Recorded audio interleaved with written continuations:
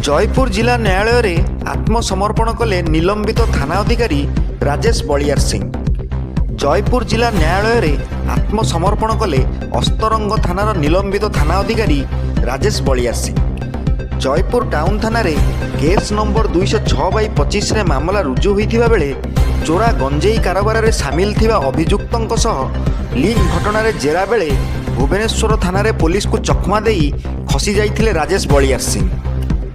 निलंबित बलियार सिंह को जामिन पर उच्च न्यायालय वरिष्ठ आईनजीवी केस लड़ीथिले।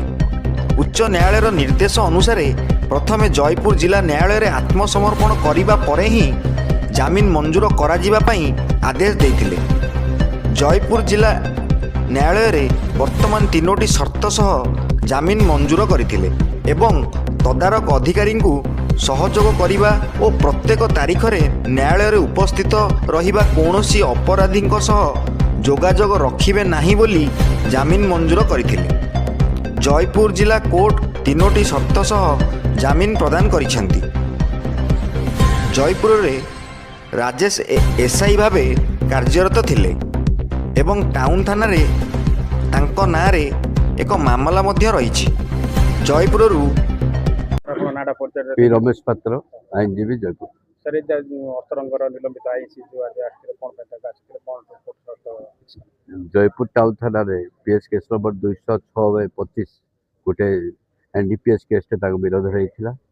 आज हाईकोर्ट रे माननीय अदालत गत किछि दिन तले आमर सौरी चंद्र महापात्र जे कि सीनियर एडवोकेट तागे मूव करथिले हाईकोर्ट रे एवं हाईकोर्ट उच्च न्यायालय ऑर्डर देइछन्ती जयपुर कोर्ट आज शरण रही बेल जावाई से 50,000 सिक्यूरीटी 1 सिक्यूरीटी सब बेल जावाई कहते कंडीशन भी फिक्स करछन्ती। प्रत्येक डेट अटेंड करेंगे और अन्य मुद्रा सहित कौन संपर्क रखिए नहीं एवं सेमती काम करेंगे नहीं। आयोग को इन्वेस्टिगेशन ऑफिसर को कोऑपरेट करेंगे जो डाकिले से कंडीशन रे आज बेल है हाईकोर्ट माने इच डेट ऑफ क्वेश्चन तक हाजिर होबा पड़ियो निश्चय होबा पड़ियो। प्रत्येक डेट से आसे अटेंड करिया पड़ियो कंडीशन नेक्स्ट डेट एबे जना पड़ियो उपरोल जना पड़ियो आपन जणे।